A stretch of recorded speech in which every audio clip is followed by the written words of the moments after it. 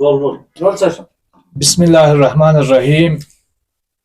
आप सभी मीडिया हजरात का बहुत बहुत शुक्रिया। जैसा कि आप सबको मालूम है कि आज दिल्ली में जो हमारे प्रोटेस्टर्स पिछले 10 से ज़्यादा दिनों से प्रोटेस्ट कर रहे हैं, एहतजाज कर रहे हैं लद्दाख की 4 अहम मांगों को लेकर, तो आज जवाहरलाल नेहरू यूनिवर्सिटी और फिर जो दिल्ली में मौजूद स्टूडेंट्स और दीगर सिविल सोसाइटी के लोगों ने चाहा था कि वो इस प्रोटेस्ट का हिस्सा बने। तो पुलिस की तरफ से पूरा एक तरीके का क्रैकडाउन किया गया, दिल्ली पुलिस की तरफ से, जो लद्दाख भवन के 60-70 मीटर के दायरे को पूरा बैरिकेटिंग करके किसी को आना जाने में पाबंदी लगा दी गई। और इसके साथ साथ हम देखते हैं कि पूरे लद्दाख के अंदर एक गुस्सा है, एक तशवीश है लोगों के अंदर कि ये जो आवाज है, जो लद्दाखियों की मांगे हैं, उसे उठने नहीं दी जा रही हैं, उसे दबाने की कोशिश की जा रही है। और जो हमारी डिमांड है, खासकर स्टेटहुड की डिमांड, 6 शेड्यूल की डिमांड, और हमारे जो अनएम्प्लॉयमेंट से रिलेटेड जो इश्यूज है, पब्लिक सर्विस कमीशन का मसला है, और लद्दाख को जिस तरीके से सरकार की तरफ से अंधेरे में धकेलने की जो साजिश है, उसको बेनकाब करते हुए ये जो प्रोटेस्टर्स बैठे हुए हैं, एक तो उन प्रोटेस्टर्स के साथ इजहार यकजहती करते हैं, और दूसरा हम सरकार के इस और पुलिस के इस क्रैकडाउन की पुरजोर अल्फाज में मजम्मत करते हैं। और हम अपील करते हैं गवर्नमेंट से कि ये क्रैकडाउन बंद होना चाहिए।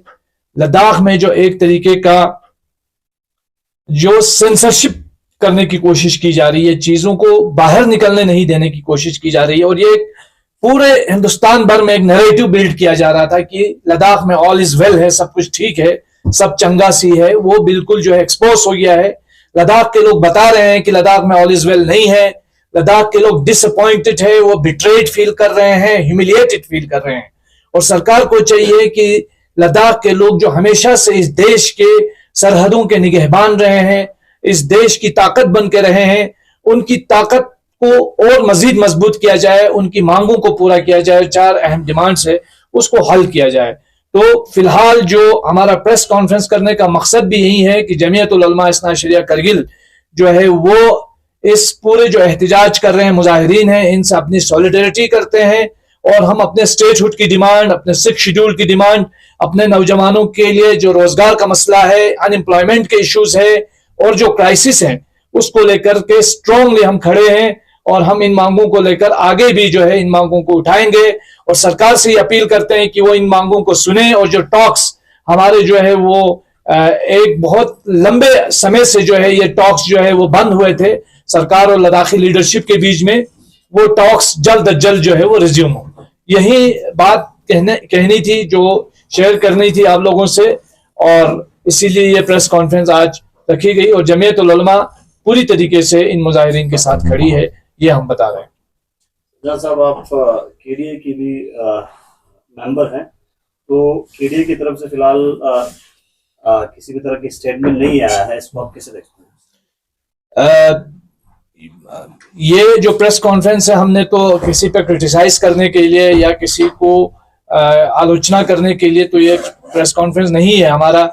लेकिन चूंकि आपने सवाल किया, उस सवाल के पस मंजर में ये कहूंगा कि मैंने हमारे केडीए के कन्वीनर साहब को इससे पहले 2 बार जो है टेलीफोनिकली मैंने कन्वे किया था कि हमें एक प्रेस कॉन्फ्रेंस करना चाहिए। और बहुत सारी डेवलपमेंट्स इस बीच में हुई, खासकर पद यात्रा के बाद से लेकर के अब तक, तो इन तमाम चीजों पर लेकिन कोई जवाब नहीं आया। और इसके बाद सीसी साहब से भी मैंने टेलीफोनिकली कन्वे किया था, वो इश्यूज जो है वो सामने नहीं आने की वजह से हमें ये प्रेस कॉन्फ्रेंस करना पड़ रहा है। वरना हमारा ऑलरेडी जो प्लेटफॉर्म है वो केडीए का प्लेटफॉर्म है, जिसपे हम तमाम डिमांड्स को जो है अक्सर उछालते हैं।